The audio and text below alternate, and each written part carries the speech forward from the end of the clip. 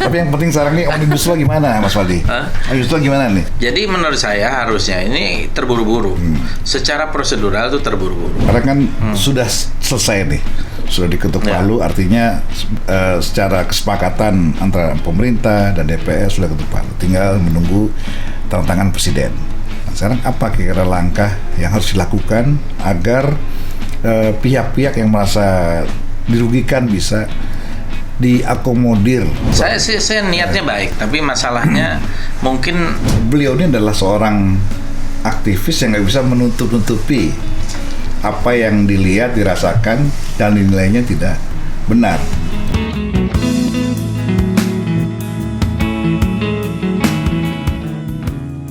Are you ready? Hai guys, kita bersama lagi di Bamsud Channel. Ngobras sampai ngompol, ngobrol asik sampai ngomong politik.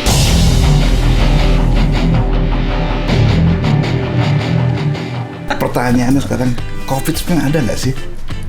pasti ada lah. Pasti ada. Pasti ada. Tapi kok kenapa banyak orang yang nggak percaya COVID itu ada? Yang dipertanyakan orang ini memang sesuatu tragedi Alami atau dibuat. by design. Nah, tapi yang penting sekarang nih Omnibus Law gimana, Mas Waldi?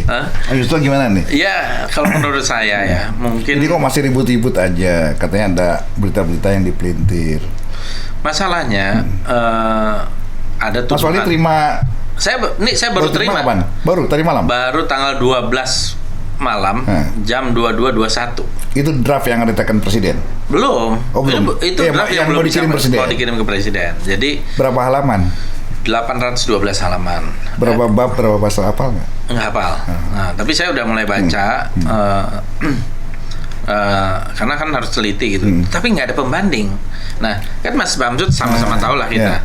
Yang mengerjakan itu di Balek. Di Balek pun belum semuanya tentu ahli. Balek itu kan hanya 10% dari total anggota gitu. Jadi kita kan anggota harusnya biasanya nih kan kita harus dapat dong. Pembantu untuk sebagai bahan. Kalaupun nggak dapat flash disknya atau emailnya kita semua dapat tanggal 5 itu ketika diketok. Tapi itu nggak dapat, tidak ada. Bahan nggak ada. Ini secara sistemik gitu. Ini kan gotong royong kan. Kayaknya ada gotong royong juga di Balek itu. Nah kita nggak tahu. Tapi yang jelas ini tidak sampai ke anggota. Anggota kan punya hak konstitusional gitu loh. Jadi, nah habis itu saya tiap hari tanya pada ketua Balek mana draftnya. Baru saya terima 12 malam. Saya ketua Balek dari Andi Supratman. Atas ya. Jadi dia bilang apa? Masih diperbaiki. Masih diteliti, masih dirapikan. Barangkali bahasa halusnya masih dirapikan. Ada juga yang disebut masih diteliti. Nah, tapi masih diteliti. Iya kan? Oh, takut ada kesalahan. Ya.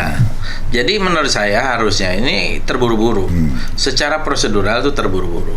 Karena jadwalnya kan waktu itu tanggal 8 Oktober. Saya yakin itu bukan karena pandemi Covid, itu pasti mau menghindari demonstrasi.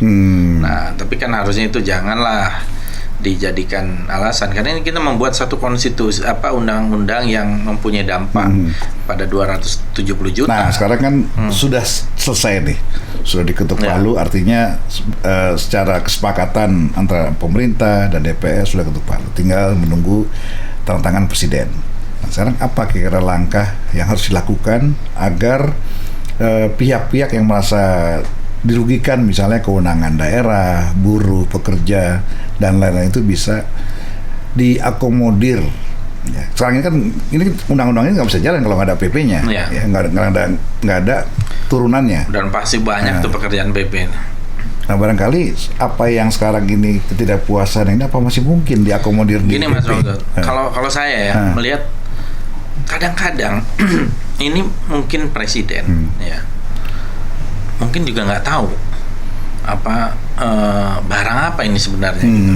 Tapi diberitahu oleh beberapa orang aja, segelintir orang bahwa ini adalah resep untuk mengatasi persoalan investasi gitu ya. Nah, dalam pandangan Mas Waldi sendiri gimana? Kalau menurut saya ini bukan resepnya, apalagi dalam keadaan pandemi. Mungkin dalam keadaan itu bisa adalah perbaikan gitu. Dalam keadaan pandemi kayak begini, saya kira hanya ada di Indonesia loh. Di mana-mana orang demonya tentang COVID, di sini kok demonya tentang buruh yang demo apa itu. Dunia ini agak kaget. Tentang labor law atau tentang omnibus law gitu. Dikira orang Padahal tuh kita demonya sedang tentang menghadapi tekanan akibat kebijakan COVID. Iya, nah maksud Seperti saya. Amerika misalnya, Iya. lockdown, berontakan gitu. Iya betul. Kan masuk akal. Kok di sini? Atau mungkin karena komunikasi politik yang dibangun baik oleh pemerintah maupun teman-teman, oleh kita lah ya, itu agak kurang masif. Menurut saya kurang masif ya. kurang memberikan waktu. Kan ini ditarget. Dulu kalau tidak salah dari pemerintah mentarget nih 100 hari. Udah lewat 100 hari.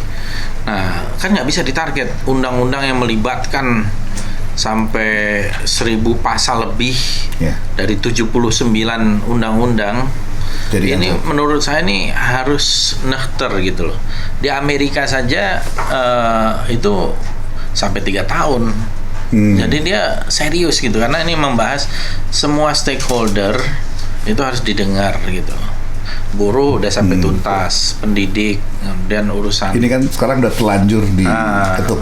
Nah, sekarang apa langkah kita, Mas Faizon, sebagai salah satu wakil ketua umum tokoh Gerindra yang menjadi motor daripada bersama Golkar dan partai-partai lain pemerintah, motor daripada selesainya undang-undang Cipta Kerja ini ya, yang diharapkan akan bisa mengundang banyak investasi, karena kalau tidak digarap sekarang, begitu COVID selesai kita ketinggalan kereta. Makanya ini digeber sedemikian rupa supaya begitu COVID selesai maka kita bisa mengalahkan kemolekan negara-negara Vietnam, Kamboja, Malaysia untuk menarik investor. Saya niatnya baik, niatnya baik, tapi masalahnya mungkin analisanya salah. Dapurnya nih salah. Saya sih ngelihat diproses berarti ya. Jadi diproses, kemudian di kita tuh persoalan diimplementasi, Mas. Taruhlah ini nanti jadi, taruhlah udah ada PP. Memangnya tidak ada masalah. Kita sama-sama tahu kulturnya di kita itu. Kalau bisa dibikin susah, kenapa dibikin gampang? Iya kan? Nanti ujungnya tetap high cost ekonomi. Jadi kadang-kadang bukan persoalan di perizinan misalnya. Tapi memang di setiap tingkatan ya kayak ada jatahnya gitu loh. Itu kan di aturannya kan juga nggak boleh. Sekarang kan mengupayakan agar berbagai keruwetan di daerah nggak bisa diatasi, langsung tarik ke pusat. Betul. Gitu. Tapi nanti apakah di pusat nggak ada oknum-oknum lagi? Ya kan nggak ada jaminan. Kita tanyakan pada rumput yang bergoyang nanti. Maksud saya itu nggak ada jaminan. Sementara nih yang namanya ormas-ormas besar, Muhammadiyah, NU, MUI, terus ada lagi KSP, organisasi buruh kompak tuh. Kemudian organisasi lain, perguruan tinggi, guru besar. Mereka mengatakan menolak ini. Nah, kalau menurut saya kalau presiden mau bijak, ya mengambil satu langkah yang drastis, ya lebih bagus diajak duduk lagi dan mendengarkan gitu. Saya khawatir informasi yang datang kepada presiden itu nggak solid. Salah satu pendukung terbesar pemerintah Gerindra nggak pernah ngasih masukan. Terbesar bukan Gerindra dong, terbesar. Ya, ketiga. PDIP, Golkar, Gerindra. Apakah nggak pernah ngasih masukan ke beliau? Saya kira beliau juga sebagai itu sih ya, sebagai partai Gerindra ya. Garisnya itu jangan merugikan buruh, jangan merugikan petani, jangan merugikan itu. Nah, itu diperjuangkan. Tetapi kemarin ketika prosesnya baru pengambilan keputusan di tingkat 1, itu kan cepat sekali. Kita terkaget-kaget juga. Saya baru tahu mau ada rapat penutupan sekaligus itu baru 15 menit sebelumnya. Oh iya? Iya. Karena kan ya kan bukannya wakil ketua umumnya Mas Bamsud kan tahu lah. Jadi wakil ketua Mas Dasko dari Gerindra juga. Bukan. Ada komunikasi yang bukan. Itu macet. Enggak. Cuman persoalannya kan waktunya mepet. Dari rapat Bamus ke penentuan itu. Saya kira waktu kita mimpin juga ada gitu. Cuman kan kita biasanya kayak gitu-gitu tidak ada hal-hal yang substansial gitu loh. Dirapikan gitu. Rapi semuanya kita dengerin dulu gitu. Nah, cuman ini mepet sekali waktunya dari rapat Bamus ke undangan. Jadi undangan di SMS pun nggak ada. Ya, jadi guys, ini kan undang-undang RUU Cipta Kerja ini sudah disahkan. Suka tidak suka seluruh partai politik, para stakeholder di DPR bersama-sama dengan pemerintah sudah menyetujui undang-undang ini. Nah, tinggal bagaimana kita menjaga jangan sampai ada penyimpangan dalam pelaksanaan. Sebetulnya sebagus-bagusnya undang-undang kalau pelaksanaannya ada penyimpangan, ada kecurangan juga percuma juga. Tapi gini Mas Bamsud, nah repotnya gini, masalahnya sekarang ke penolakan di masyarakat ya, lepas mereka tahu atau tidak tahu detailnya, ini kan tetap meluas. Ini saya merasakan loh di masyarakat di dapil saja menolaknya keras banget. Pendukung saja menolaknya keras banget. Pak Haldun ini dari Jawa Barat, padahal orang Sumatera Barat dengan gelar Datuk apa? Datuk Bijo Dirajo. Datuk Bijo Dirajo. Ini tapi saya tinggi ya, jatuh tinggi. Besarnya saya dari kecil dalam budaya Sunda. Makanya dapilnya di Sunda. Iya. Dan jangan disangka Pak Haldun ini perolehan suaranya cukup tinggi di Jawa Barat. Lumayan lah. Untuk lolos kembali menjadi anggota DPR, dan itu bukan pekerjaan yang mudah. Tapi seorang Fadlizon di tengah kontroversi begitu rupa dengan statement-statement yang kadang-kadang kita tidak menduga ya. Tidak ada hari-hari tanpa wajah Pak Fadlizon di media baik yang mainstream maupun di media online. Termasuk juga sekarang ini tiba-tiba kemarin Fadlizon bersuara berbeda dengan partainya Gerindra ya, tentang proses daripada Omnibus Law ini, proses tentang cipta kerja ini sebagaimana sampaikan tadi. Tapi memang beliau ini adalah seorang aktivis yang nggak bisa menutup-nutupi apa yang dilihat, dirasakan, dan dinilainya tidak benar. Kalau menurut saya memang kalau sebenarnya ya kita juga ingin pemerintah ini berhasil dong. Ya harus. Karena dengan kalau pemerintah berhasil, terutama di bidang ekonomi, kan yang untung pasti rakyat. Ngomong kenapa nggak berubah posisi jadi wakil ketua umum Partai Gerindra plus wakil ketua Dewan Pembina? Oh iya ya. Nah, gimana cerita prosesnya? Enggak, saya sih itu diserahkan karena formaturnya tunggal ya. Oh, beliau Pak langsung. Prabowo. Jadi Pak Prabowo langsung. Jadi ya pokoknya diminta untuk itu. Ya udah, kita kan namanya di dalam partai itu kita pejuang politik. Ya, kalau di Gerindra istilahnya bukan petugas partai, tapi pejuang politik. Gitu. Politik pejuang. Pejuang politik. Kalau kita di HIPMI pengusaha pejuang, pejuang pengusaha. Nah, betul itu saya pernah baca. Kalau kita pejuang politik, karena pejuang ya kita harus pejuang politik. Nah, kalau saya berijtihad, itu namanya pejuang politik yang pertama di atas semuanya kepentingan rakyat kan, gitu. Oke, sekarang kita neropong nih 2024 nih.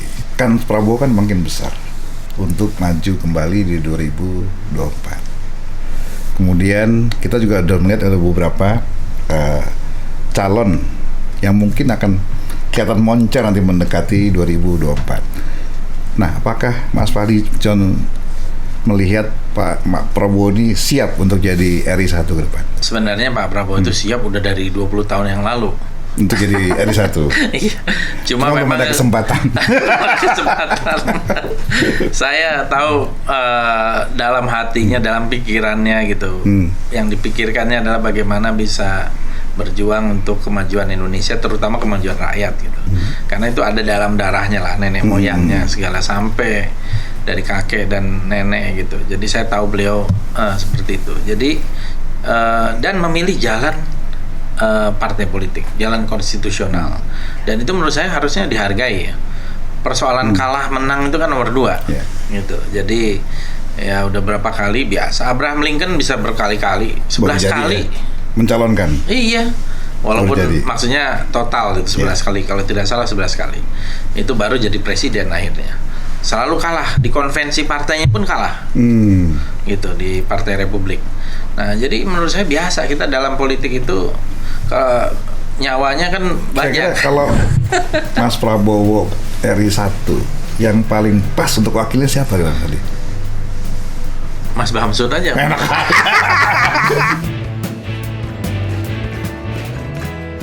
Bro and sis, jangan lupa subscribe, like, comment, and share. Dan terima kasih sudah menonton di channel ini. Salam, sampai jumpa lagi.